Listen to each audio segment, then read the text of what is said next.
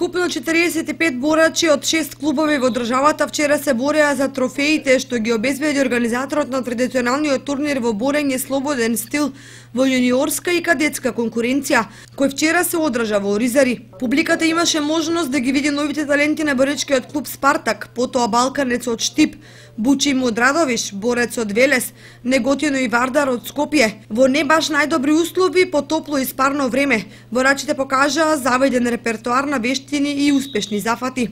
Во силна конкуренција титулата најдобар борач на турнирот ја освои Андреј Наков од борачкиот клуб Спартак. За најдобар техничар е прогласен Николче Петров од Бучим Јака Радовиш, а најмлад борач на турнирот беше 15-годишниот Горан Буровски од Неготино. Инаку организаторите на овој традиционален турнир имаат доста проблеми поради тоа што по само 20 на минути од почетокот на борбите заврна дожд. Поради тоа одржувањето на турнирот беше поместено во салата, каде во тешнати услови борачите го дадоа својот максимум.